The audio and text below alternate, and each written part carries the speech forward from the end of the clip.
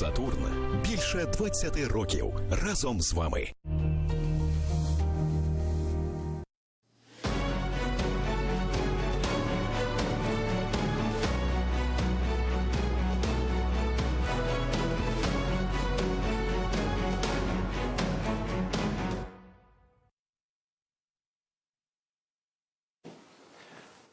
Вітаємо вас, шановні телеглядачі, шановні гості студії.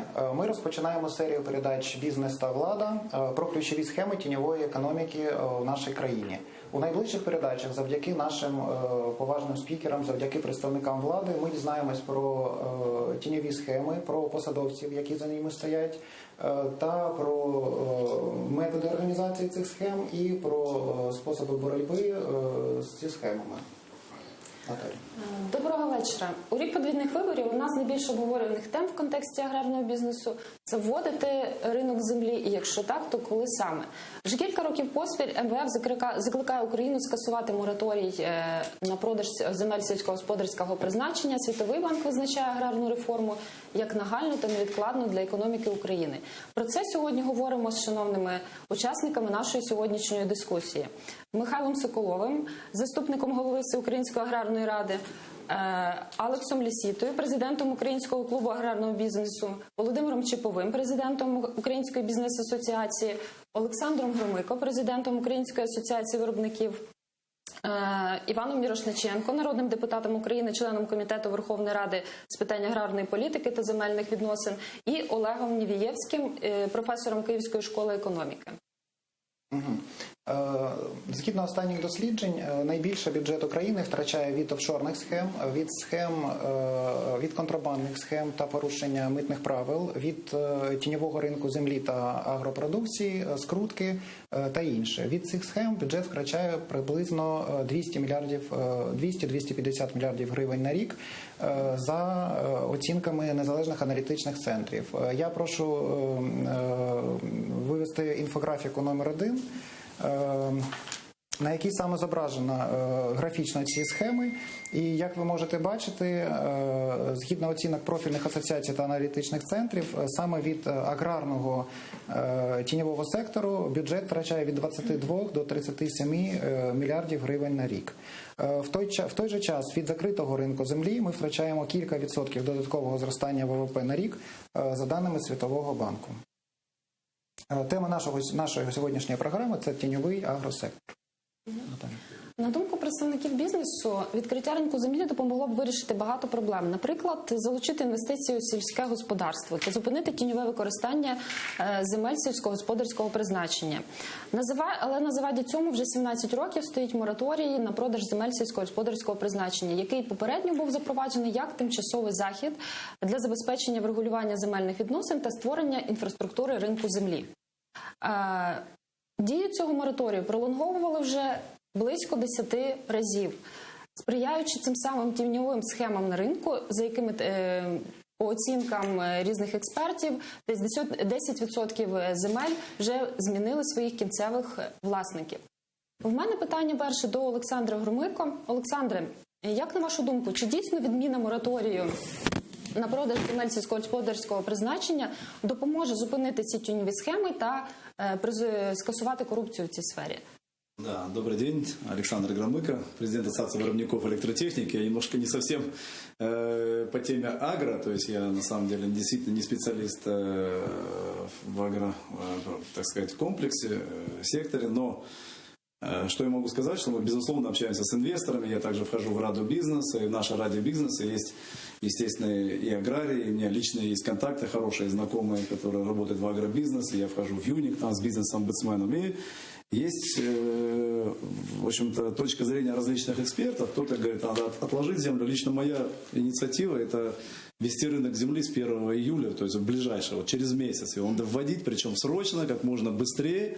И не бояться никаких рейдерских атак, там, о том, что кто-то когда-то до конца в реестре там, не заполненные данные, о том, что может быть такое, что на один и тот же кусок земли выписано 2 акта, будут какие-то там судебные иски и так далее. Это всегда будет и через год, и через 2. И причину, вот, того, что нельзя вводить рынок земли, вообще нельзя ни в коем случае называть о том, что у нас не до конца там наполнен реестр земельный. Да?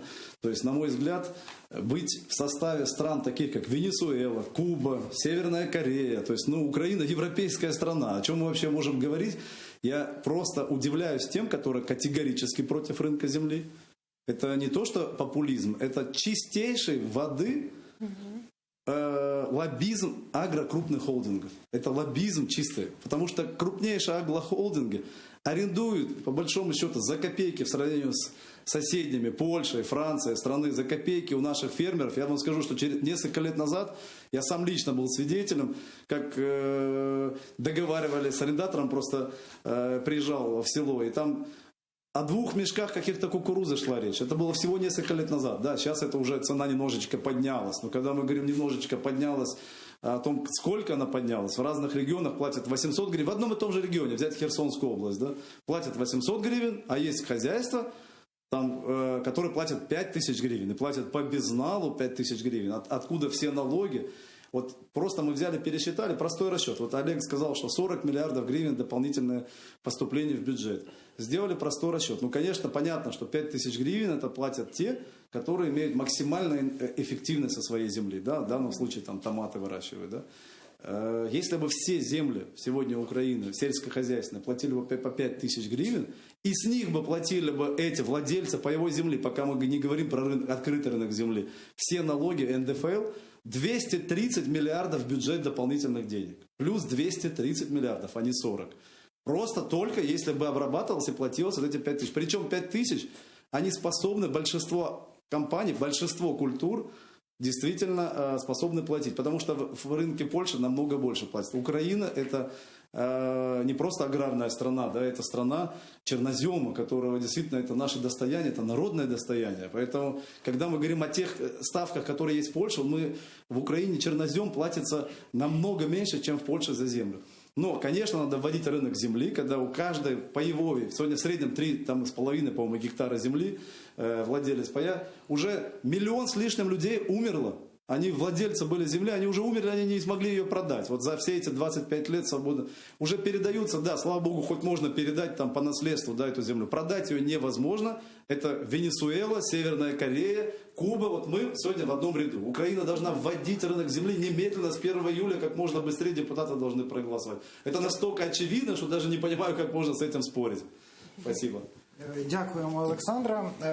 Як казав ваш колега, ринок землі насправді вже є, але він тіньовий. Земля відчужується, продається, і зараз ми про це почуємо. У мене питання до Івана. Прошу висловити вашу позицію також щодо теми, яка обговорюється, а також прокоментувати щодо фракції, у якій ви працювали 5 років. Половина фракції зазвичай голосує за продовження мораторію, а інша половина голосує проти. Чому вам не вдалося переконати фракцію якось одностайно голосувати у ці роки? Спасибо за поставленный вопрос. Во-первых, нет единого мнения у фракции, и вы, думаю, все признаете, что нет единого мнения и в обществе, нет единого мнения и в парламенте. Сегодня, если вы спросите у собственника пая в селе, он за рынок либо нет, вы услышите вопрос «за» и «против». Если вы спросите сегодня у фермера, вы за рынок или нет, вы также услышите вопрос, ответ «за» и «против». То же самое и в агрохолдингах. Поэтому в обществе, как и в парламенте, нет сегодня единого мнения, за рынок либо нет. Это первое. Второе. Вопрос открытия рынка земли. Мы должны давать себе отчет. Для меня это вопрос сопоставимый с вопросом войны либо мира. Цена ошибки в этом вопросе, она будет колоссальна.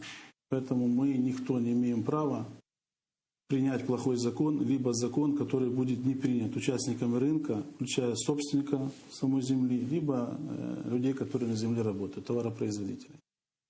То есть любая концепция, любой законопроект, который мы вынесем в зал, он должен быть полностью согласован, подготовлен всеми участниками рынка, всеми заинтересантами. Это очень важный вопрос.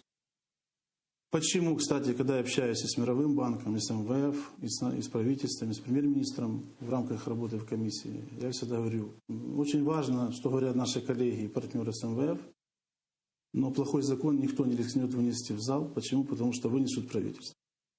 И об этом нужно отдавать себе отчет.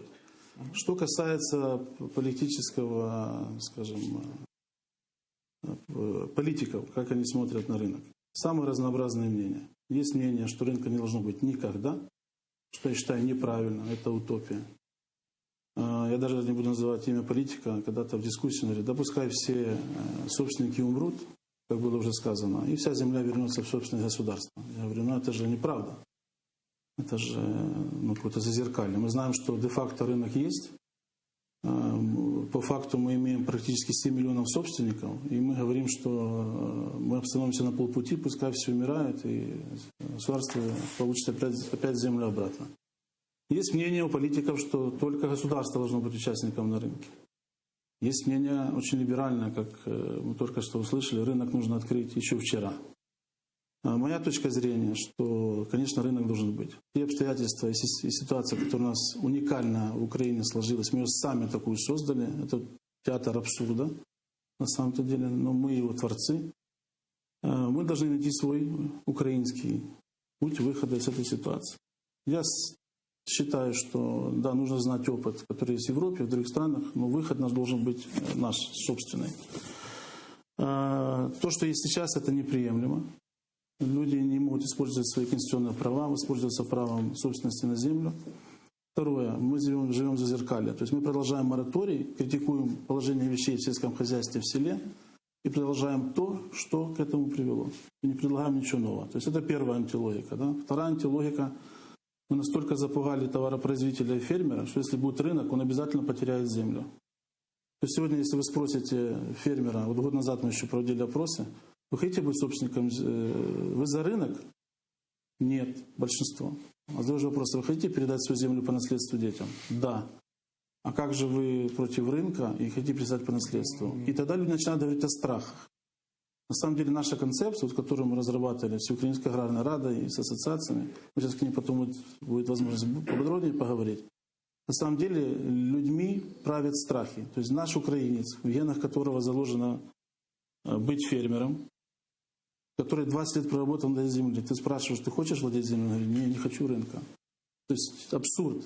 Почему? Потому что он боится. У него есть страх, что когда откроется рынок, у него не будет денег купить. Что он будет неконкурентным, что его не защитят и так далее. И когда мы начинаем давать ответы на эти вопросы, мы позже поговорим. То есть убираем эти страхи. Когда мы украинцам говорим, что ты будешь равноправный, равнозначный покупатель, как и все остальные участники.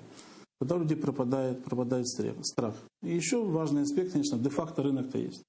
Как было сказано, 10% земли, это по моим расчетам, анализу, около 3 миллионов гектаров, уже имеют собственника.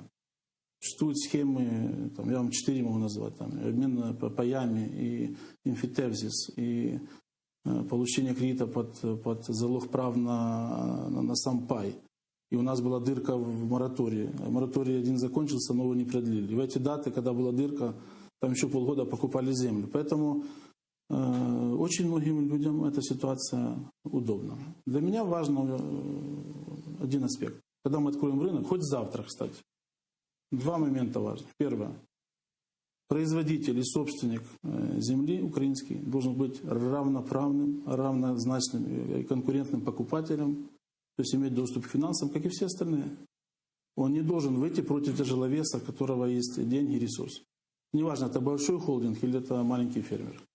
И второе, человек должен иметь альтернативу. Не продать землю, а под эту землю взять деньги и построить свой бизнес. И неважно, это маленькая семейная ферма, либо он через ипотечное финансирование будет выкупать свою землю, на которой он сейчас работает. Спасибо. Дякую. Ми про це подискутуємо. А у нас уже ще. 50, потому что вот так и в обществе.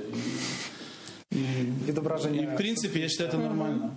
Мы же не под копирку все люди, правда? Спасибо. Дякую. Ми про це ще детальніше поговоримо. Так, дякуємо, Іване.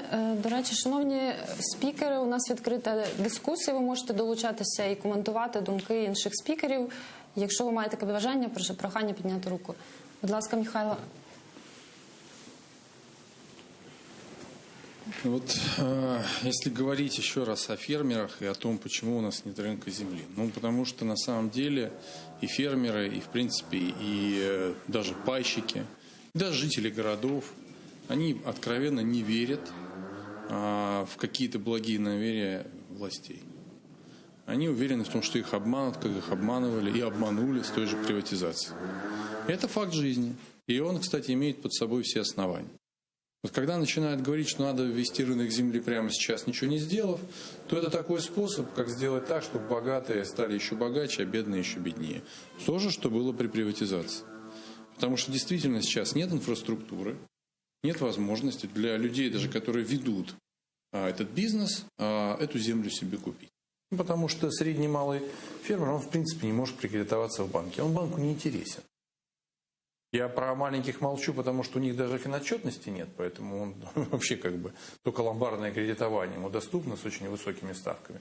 Ну и средний не интересен, потому что у него небольшой объем займа. И банки говорят, что да, знаете, мы вот 1000 гектаров будем кредитовать покупку, а 50 гектаров нет. Вот для сравнения, средний фермер в Европе это 4 гектара. Средний фермер у нас это, конечно, не 4 гектара. Но все-таки надо понимать, что даже лот, который продается сейчас на аренду Держгеокадастр, это все-таки 50 гектаров и может больше. Вот. И, к сожалению, вот эти высказывания, эти выступления за немедленный рынок с неточными цифрами, они такое недоверие только увеличивают. Ну, например, сейчас было сказано, что если бы у нас за всю землю платили там, по 5000 гривен, и с них платились налоги, то мы бы получили 200 миллиардов. Ну, любой, кто знает, сколько в Украине земли, и может считать, вот я это сделал, понимает, что это неправда. Потому что даже если платят по 6, а сейчас платят по 6, такое есть, и мы применяем к ней ставку 20%, округляем, то мы получаем 48%. И это общий платеж, это не рост, потому что за нее уже платят. И вот когда мы такие вещи допускаем, когда очевидные, да, есть 48 потолок, а мы говорим 200. Ну, как бы люди начинают думать, что-то не так. Их, видимо, хотят обмануть. Потому что их как-то в 4 раза другую цифру называют, нежели ту, которая есть в реальности. Вот. То же самое про холдинги. Ну, холдинги у нас не лоббируют мораторий. Извините, как бы холдинги лоббируют обратно. И, в принципе, всем это известно. Потому что холдинги имеют доступ до финансов, и им, да, объективно выгодно открытие рынка земли. Не все. Не все, но многие. По крайней мере, в гораздо большей пропорции, нежели чем если говорить о средних. Вот. Я, кстати, не знаю, кто из холдингов не хотел бы рынка земли, но это не моя как бы парафия. Кто-то кого денег нет. Что? Кто-то кого нету денег, и много кредитов. Ну, возможно, да. И Хто не може придбати? теперь еще об одном Може мифе. скористатися ситуацією. Теперь еще об одном мифе. Нас очень любят говорить о том, что вот мы ведем рынок земли, у нас тут же начнется рост ВВП. Вы понимаете, рост ВВП – это такая вещь, которая не происходит как по волшебной палочке. У нее должен быть конкретный механизм. Вот у нас действительно в последнее время растет производство, валовый объем производства в сельском хозяйстве. Почему он растет? Ну, потому что аграрии реинвестируют то, что заработали, в технологии. Ну, что будет делать аграрии при ведении рынка земли? Они будут все доступные средства, которые у них есть, инвестировать во что? Ну, возврат кредитов и в покупку земли. Потому что если ты берешь кредит под ипотеку, надо возвращать. Поэтому в ближайшие годы после введения рынка земли не будет никакого роста аграрного сектора, который у нас сейчас тот локомотив и так далее, и так далее. То, что оно в долгосрочной перспективе даст позитив, это да, но об этом надо честно говорить. Что да, когда человек становится собственником земли, он начинает инвестировать в мелиорацию, там, осушение, орошение и так далее, и так далее. И это, конечно, в долгосрочной перспективе дает позитивный результат. Но тогда нужно говорить то, что будет на самом деле. А на самом деле в краткосрочной перспективе будет одна простая вещь. Пайщики, которые продадут землю, выйдут с дополнительным спросом на рынок потребительский. Точка. И учитывая, сколько у нас идет, какая у нас доля импорта, мы просто на это время увеличим импорт и поступление в бюджет по НДСу импортному. Все. Формально это, конечно, рост, но реально это не рост. Поэтому я хочу завершить. Если мы говорим о рынке земли, о том, как мы хотим его ввести, то мы его должны ввести так, чтобы, первое, люди действительно, которые работают на земле, остались на ней работать. Наша задача же не поменять собственника, не выгнать того, кто работает на земле, что пришел тот, у кого больше денег, а для того, чтобы у нас эффективно развивалось сельское хозяйство. Это первое. И второе. Действительно, есть достаточно много вещей, которые этому сейчас мешают. Так вот, я думаю, что власти вначале нужно начать делать что-то и доказать, что у них действительно благие намерения. Потому что пока Даже если есть благие намерения, в них никто не верит. Потому что слишком много за последние несколько лет мы сталкивались с тем, что за благими намерениями стоит откровенное воровство. Да? Про 2 миллиарда гривен, которые умудрились заплатить одной компании за 2 года господдержки, при этом крича со всех трибун, что мы поддерживаем маленьких фермеров, мы уже устали говорить. Вы понимаете, так нельзя. 2 года рассказывать, что мы поддерживаем маленьким фермерам, в реальности заплатить им 400 миллионов и за это же время заплатить 2 миллиарда одной компании и рассчитывать, что кто-то будет верить, что рынок земли сделан не для олигархов. Зрозуміло, дякуємо. Якщо Дякую. можливо коментар Світового банку, тому що цифри були саме від Сату Какхонен, від фахівця Світового банку про зростання після відкриття ринку на 1,6% або 2% на рік. Чи можете ви прокоментувати такі цифри, а потім вам коментар, якщо можливо, і в цілому вашу позицію про це питання. Так, дякую. Ну, я хотів би сказати, що я не є фахівцем, тож я не представляю Світовий банк, да? Тобто, щоб не посилались на мене. Світового Да? банку, так. Тобто, я беру участь в певних речах, але я не представляю позицію Світового банку, тому прошу це зауважити. А друге, так, є такі розрахунки, що в середньому запровадження прозорого ринку землі, він додасть в середньому в рік там 1% додатковий до зростання ВВП. І під ці розрахунки є доволі чіткі розрахунки, тобто під ці цифри є чіткі розрахунки. Ще я хотів би додати такі додаткові розрахунки, які ми зробили буквально там минулого місяця.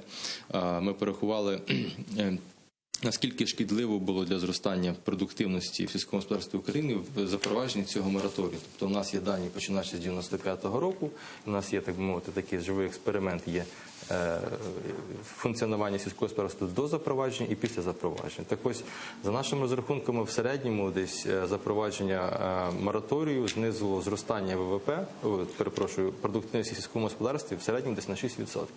Тобто, якщо брати кумулятивно за 18 років, то в нас би зараз продуктивність мала би бути в 2 рази вища, ніж вона є наразі.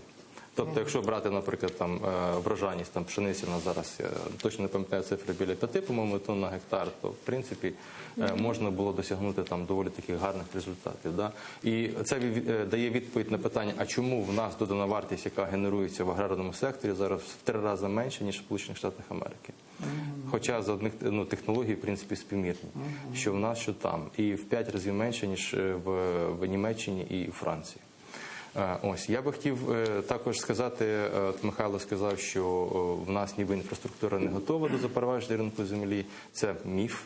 Інфраструктура в нас готова, і для того, щоб не вдаватися там додаткові пояснення, просто подивіться, є така сама земля не підмораторна, така сама сільськогосподарська земля, яка вільно бере участь в обігу. Її продають і купують. Тобто це земля для, так звана земля ОСГ, для індивідуального, скажімо так, виробництва. Да? Її в нас біля 3 мільйонів гектар, вона спокійно продається, купується, і ніхто з цього проблеми не робить. Абсолютно. Це така сама земля, як і підмораторна. Хоча підмораторна у нас біля 40 мільйонів гектар. Це біля 66% території України. Це колосальний ресурс, який ми не використовуємо. І також хотів би заперечити Михайлу, що навіть якби завтра запровадили ринок, все одно відчули би додаткове зростання. Воно було б мінімальне, звичайно, але відчули. Чому? Тому що, якщо брати, особливо, якщо ми говоримо про малих фермерів. Тому що малі фермери, малі виробники – це ті, хто володіє землею. Тобто їм не потрібно купувати її, не потрібно звертатися до додаткових там кредитних ресурсів, вони вже є, ця земля. Да? Якщо подивитися, порозмовляти з банками, то вони кажуть, нам достатньо півроку для того, щоб розробити додаткові інструменти фінансування малих фермерів і середніх фермерів. Михайло говорить, що вони не цікаві для банків. А в цьому то й проблема. Вони не цікаві. Михайло правильно сказав, що в них фінансова звітність там нікудишня, да? Але от саме наявність землі – це є фактично той, не знаю, пробивний момент, який знижує фактично ризики банків у роботі з малими та середніми фермерами. Тому що ризики від такої поганої звітності в них високі. Да? А от наявність такого залізного, так би мовити, застави, вона зменшує ці ризики. І це, відповідно, підвищує шанси малих фермерів і середніх фермерів на роботу з банками і для отримання кредитів. Також хотів би зауважити, що ресурси, якого у нас немає, остання цифра, дозвольте сказати, що ринок кредитування сільськогосподарських виробників під заставу сільськогосподарської землі в Україні майже нуль. Да? Якщо ми говоримо про Сполучені Штати Америки, там цей ринок складає 90 мільярдів доларів США. 90 мільярдів доларів США.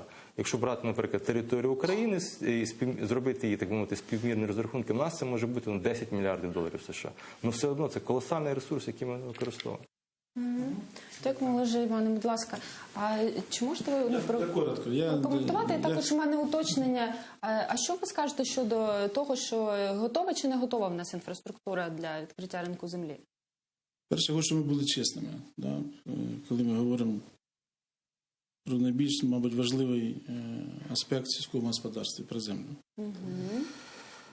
Звісно, якщо був би ринок землі, ВВП був би більше. І він зростав би. У нас просто, ви уявіть, земля як актив не приймає участі в обігу, як ресурс. Не як застава, як фінансовий ресурс, взагалі ніяк. І ми говоримо з вами про десятки мільйонів гектар. Я думаю, що це буде більша цифра, ніж те, що ви сказали, під яку можна залучити. В Штатах, наприклад, це проблема навіть. Про високі ціни в Європі і в Штатах дали змогу от товаровиробникам, наприклад, в Америці, там чорноземи з нашої якості там коштують 25-30 тисяч доларів за гектар. Дійсно, під цю оцінку люди будують свої виробництва, тобто вони ставлять переробку, купують новітню техніку і так далі. І вони трошки там розслабилися, кажуть, бо коли були високі ціни, ми сьогодні обговорювали перед передачею, коли кукурудза була 350-370 доларів на експортна ціна, то, звісно, там інша маржинальність, і вони почали дуже багато купувати собі іграшок. Тобто висока оцінка землі, висока вартість бізнесу, багато коштів. А зараз ціни, ми знаємо, досить низькі, і у них є певні проблеми. Але повертаючись до України, ВВП збільшувався. Земля не використовується як актив. По-перше, структурувати фінансування під актив, який вже є земля, це взагалі не проблема. Ви теж праві. І ми говорили із українськими банками, які, правда, у нас фінансовий ринок, я вважаю, зруйнований, відправлений на кладовище, на жаль. Але західні всі банки, маючи чому грошей в світі, і це не дуже важко структурувати фінансування під навіть іпотеку, під викуп землі. І нашому фермеру не треба нічого просити. У нього вже є під що взяти гроші. У нього вже є цей самий актив. А скільки це коштує? Це і питання довіри, і питання самого інструменту. Скільки це буде коштувати? Це як з квартирою. Якщо ви будете платити, ми сьогодні платимо за оренду землі, так? Якщо вартість кредиту буде дорівнювати вартості виплати оренди за пай, а чому не взяти кредит? Але ти вже в своїй квартирі живеш, це вже твоя земля. Тому ми робили розрахунки, це більш-менш співпідставні цифри. Тому це питання довіри. Що стосується інфраструктури? Я бачу ще раз два головні аспекти. Перше, це блок технічних питань. Ми можемо говорити про кадастр, наповнений, він не наповнений. Важливо, але це не може бути причиною незапуску ринку, як ви сказали. Ви сьогодні підіть в будь-яке там село і ці земельні війни, ви зайдіть на чиюсь територію. Там їм не треба заходити в кадастр, дивитися межі. Вас знайдуть там за півтори хвилини і запитають, а чого ти заїхав на мою територію? Да? Тому де чия земля, всі знають. Є певні питання з рейдерством, але це технічні, важливі технічні питання. Якби коли буде ринок і буде дійсний власник, то ці питання будуть розникнути. Це ж те, що до вас прийшли в домівку, щось забирають, ви розумієте, да, яка буде реакція? А от більш важливе питання, інфраструктурне, давайте говорити про ризики і про гроші. Тільки ми надамо відповідь товаровиробнику, маленькому, середньому або власнику паю, де гроші під землю, зникають ці страхи і можна говорити за ринок. Дякую. Дякуємо. Я пропоную долучити до нашої дискусії Алекса Володимира. Алекса, як президента Українського клубу аграрного бізнесу. Яка думка ваших членів, вашої асоціації? Яка ваша думка щодо цього питання? Готовий, не готовий? Готова країна до запуску ринку? Чи?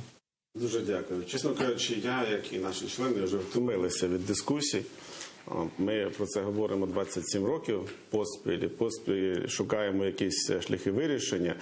Ви знаєте, на Заході про Україну кажуть одне просте речення. Україна ніколи не втрачає шанс втратити шанс. І в нас стабільно це виходить. Тобто ми кожного разу втрачаємо свій шанс.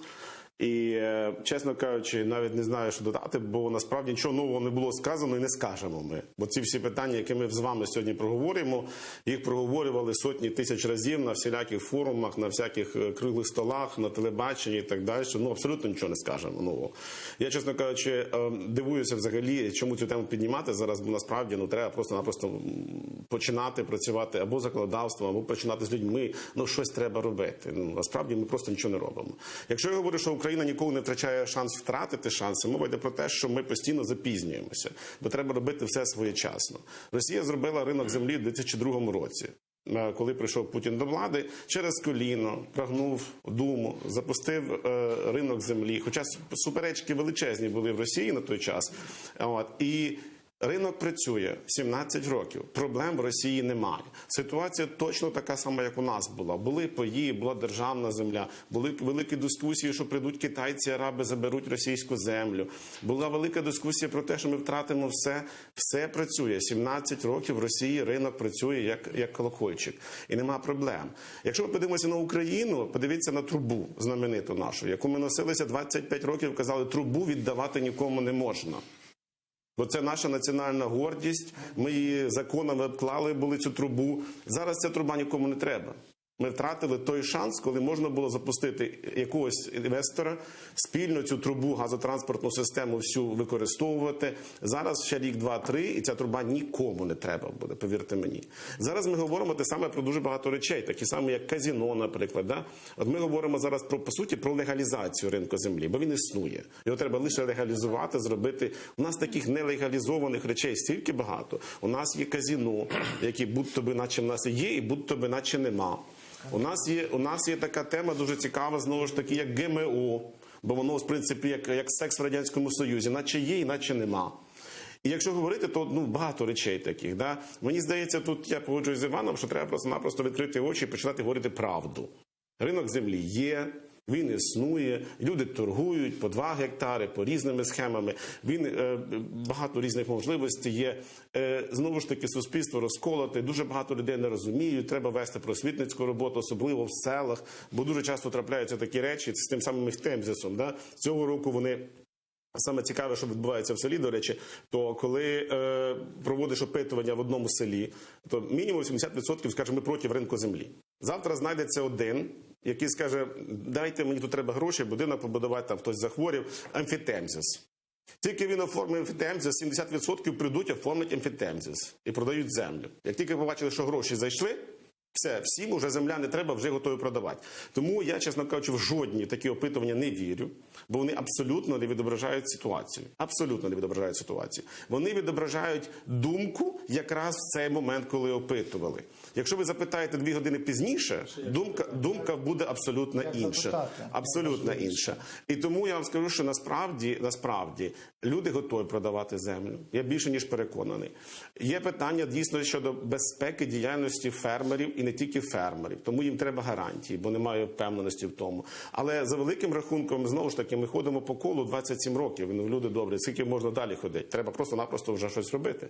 На уточнення, якщо можливо. Чи підтримуєте ви ту концепцію, про яку згадував Іван, яку напрацював комітет, я так розумію, спільно з багатьма аграрними асоціаціями? Тобто зараз буде новий парламент, але чи можемо цей документ за основу брати та у новому парламенті його реалізовувати? Чи підтримується ця концепція? Дивіться, в парламенті там існує декілька концепцій і декілька думок, насправді. І є дуже різні підходи, починаючи там ті ж самі підходи від аграрного комітету, є підходи від фракцій деяких, є підходи, те, що говорив Іван, воно так і є. Насправді там дуже багато різних підходів. В уряду свої там бажання є, як той ринок запровадити. Чесно кажучи, ви знаєте, це як на мене, уже як-небудь треба запроваджувати, да? Тому що насправді ринок землі – це та морська піна, яка винесе на берег всі ті негоди, які в нас є, не збиралися 27 років. Тобто треба просто подумати те, ви поїдете в Канаду і запитайте в канадійських фермерів. Вони 150 років в деяких моментах ще судяться за землю. Бо немає, не може бути і не буде ніколи ринок прозорим і таким ідеальним, як ми собі хотіли би. Люди будуть судитися, будуть судові справи, будуть позови, будуть нерозберихи. Це однозначно. Замилювати очі і казати, що ми ще 2 роки попрацюємо над законодавством і придумаємо такі закони, що все буде тільки такі, не буде цього. Повірте мені, не буде. Тому що такого не буває. Але ключове, дозволяти відчуджувати, продавати іноземців або не продавати, і обмежувати обсяги або не обмежувати. Стисло, якщо можливо, ці 2 питання. Дивіться, в нас в аграрній політиці ми путаємо мету або цілі і інструменти. Розумієте, в аграрній політиці треба просто розуміти, а ринок землі – це ціль чи це інструмент? Якщо запровадити ринок землі є ціллю, тоді можна пообмежувати все. Запровадили, поставили галочку, зробили реформу. Якщо ми ставимо, що мета українського сільського господарства є експортно орієнтоване, прибуткове, інвестиційно привабливе сільське господарство, тоді не можна по-другому. Тоді треба відкривати для іноземців. По-другому не може бути, розумієте? Тому тут треба чітко розуміти, що це таке. Це ціль чи це інструмент? Я думаю, що ринок землі має бути інструментом, а не ціллю. Бо якщо це буде ціль, тоді відповідно поставили галочку, як багато реформ робиться в нас в Україні. Подивіться ті реформи, які провели за останні багато років. Галочку поставили, провели, реформували і все. А насправді нічого не відбулося. Зрозуміла ваша позиція. Дякуємо дуже. Дамо слово. Останній Володимирович, спікер, який ще не висловлювався. Точно поділюсь. Дуже дякую за такий підйом планки ще вище, таке до стратегічного рівня, чи ціль, чи інструмент. Скажу, що саме на платформі Бізнес 100, яку я представляю, ми самі здивувалися, тому що вивчали взагалі стратегічні речі і здивувалися чому. Тому що в країні взагалі немає доктрини економічної безпеки. Навіщо вона?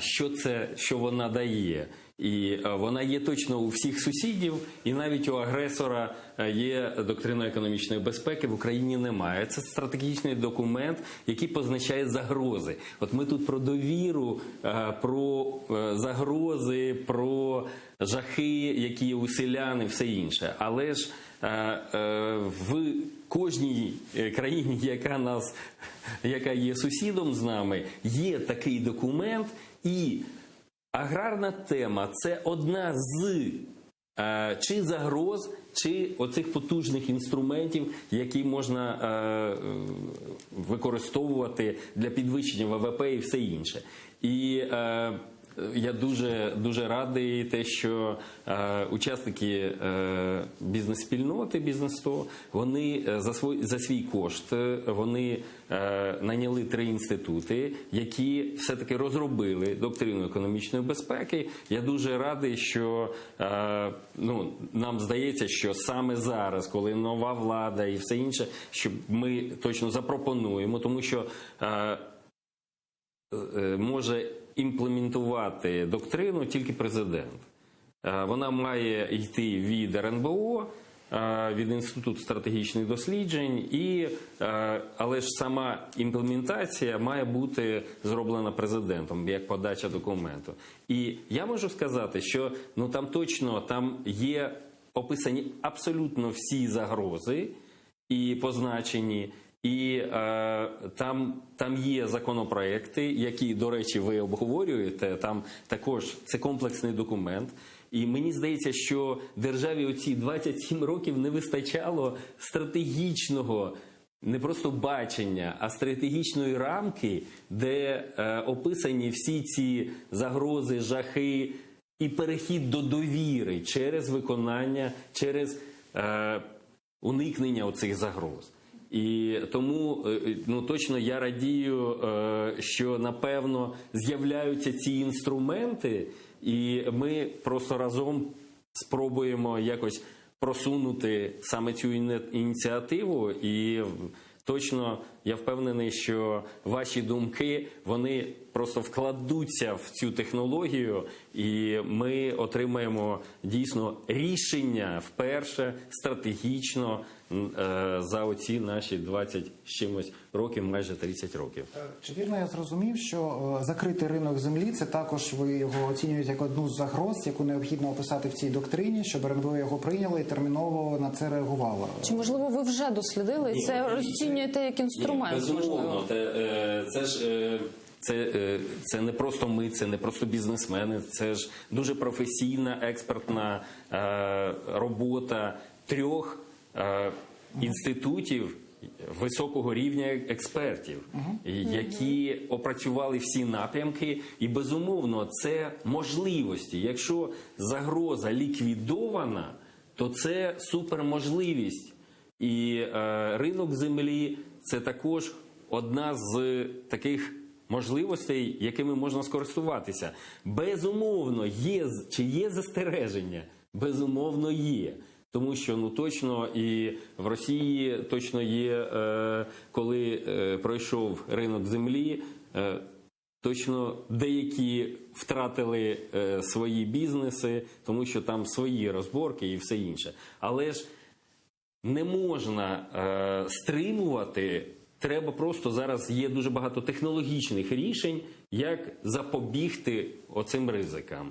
І це тільки від нас залежить, якщо... Дякую ще. Дякуємо. Михайло, коментар. І ще один коментар, і ми будемо переходити до другої частини нашої дискусії. Я, похоже, здесь нахожусь в неком меньшинстве, поэтому прошу дать несколько больше времени. Значит, вот смотрите, я согласен с чем? Точно нужно говорить правду. И надо действительно говорить правду и быть в деталях, потому что в деталях прячется дьявол. Вот мы сейчас услышали о том, что у нас, оказывается, нет проблемы с кредитованием под землю, да? Да, у нас действительно 2 миллиона гектар земли находится в свободном обороте, их можно покупать и продавать, землю ОСГ. Вот. И есть такой показатель коэффициент ликвидности. Чем, соответственно, залог лучше, тем коэффициент ликвидности выше. Национальный банк установил коэффициент ликвидности для земли, которая продается и покупается законно, 0,4. Это самый низкий коэффициент ликвидности. Бананы на складе, по мнению Национального банка, являются лучшим залогом. И проблема... Это не просто так.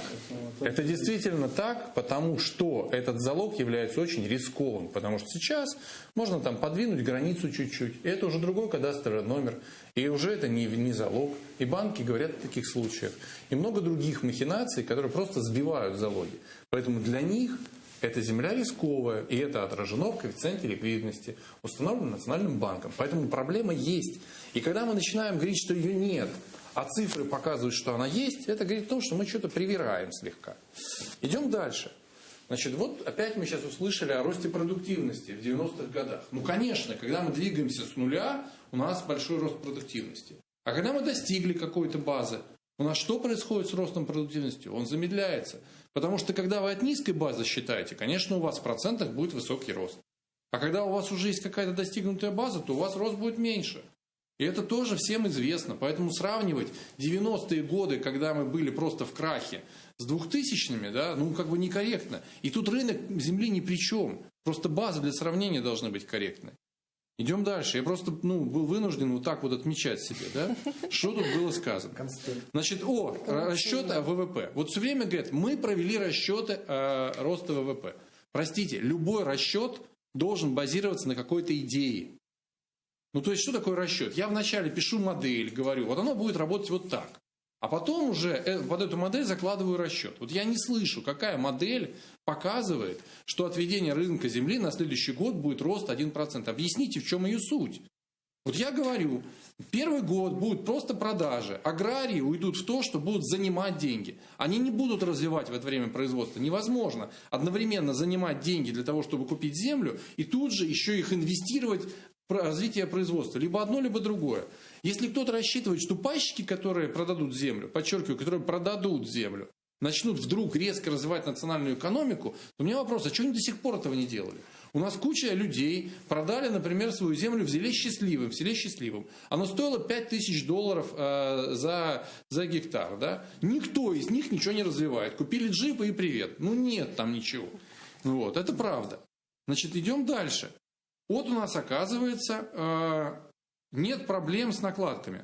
Просто пример. Есть такой проект USAID, который помог нам произвести полную инвентаризацию по одному из ОТГ. Полную инвентаризацию. Что в ходе этой инвентаризации обнаружилось? Что земля, которую Держгеокадастр считает государственной, на самом деле частная. И там прилично, там 500 гектаров так нашли, которые принадлежат людям. Давайте себе представим, что мы запустили рынок земли, Держгеокадастр ее продал. Она же его государственная, он должен ее в первую очередь продавать. Что с этими 500 гектарами делать? Они уже у людей. А Держгеокадастр до проведения инвентаризации считал, что она государственная. И у нас Держгеокадастр упорно не проводит инвентаризацию. У него, по его собственным данным, 20% частной земли никуда не внесено, то есть он толком не знает, что с ней происходит. И еще 70% государственной никуда не внесено. И это как бы не проблема. Идем дальше. Вот по таким не проблемам.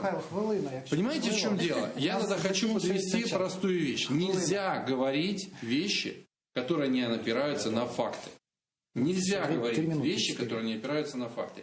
Нет никакой единой концепции, это правда, в аграрном комитете. Но, например, есть одно, что практически 90% всех вариантов, которые обсуждаются, это варианты, когда никаких иностранцев на украинском рынке нет.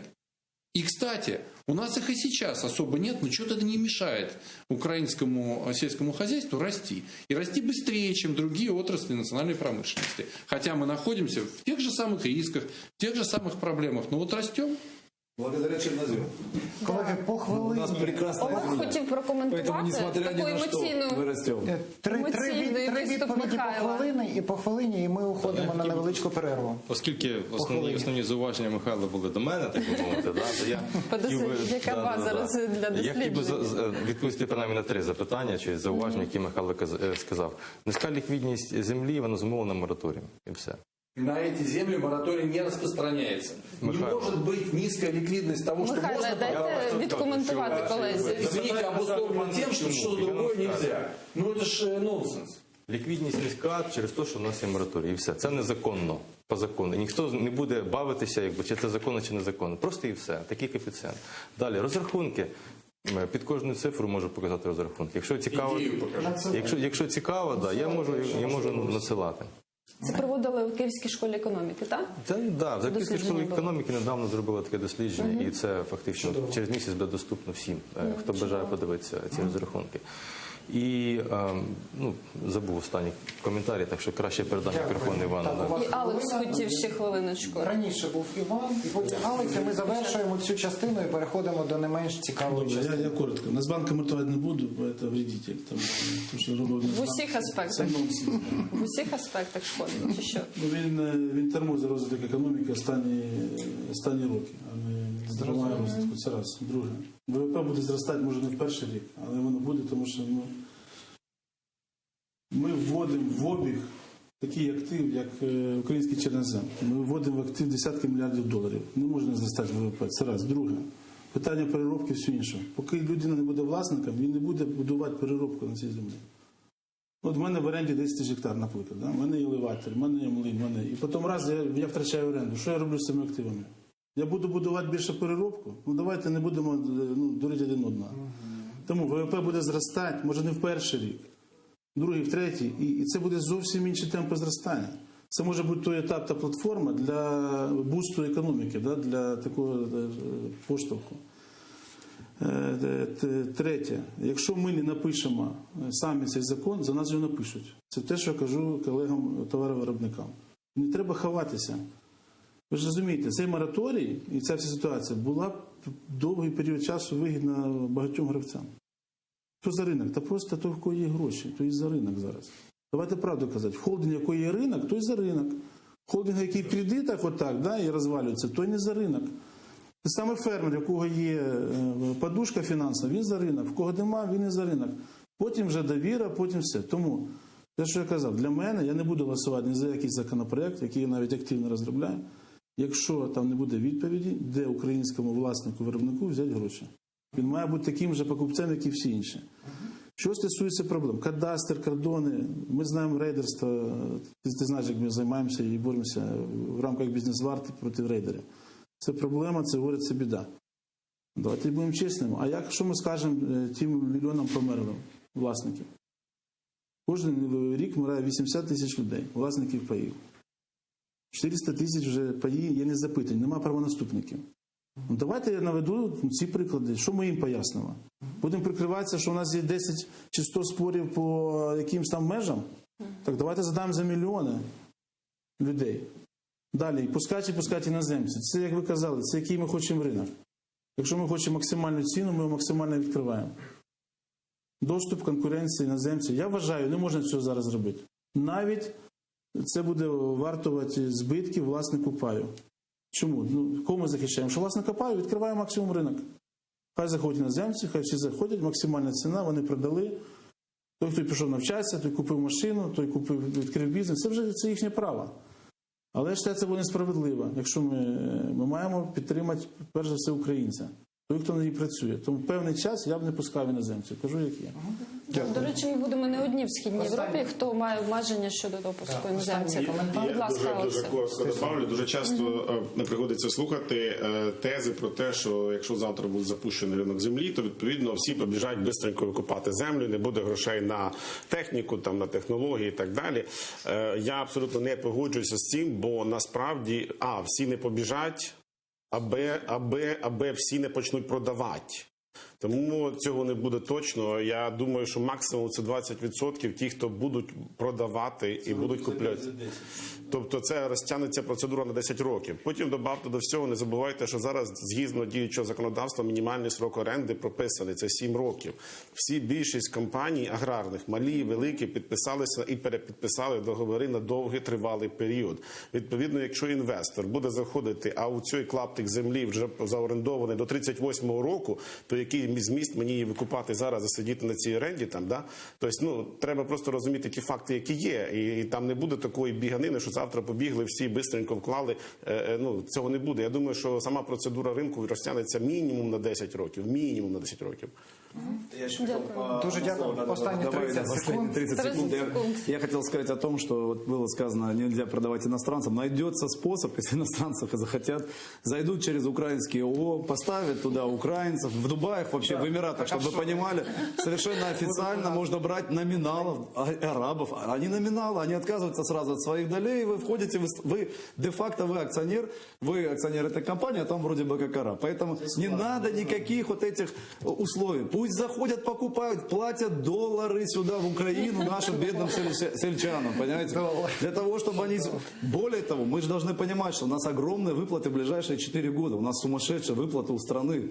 Да, и валютные. Мы реально хотим воспользоваться советом некоторых, да, известных личностей о том, что объявить дефолт или что. То есть нам необходим заход сюда валюты, денег. Открытие рынка земли – это сумасшедшая сюда инвестиция.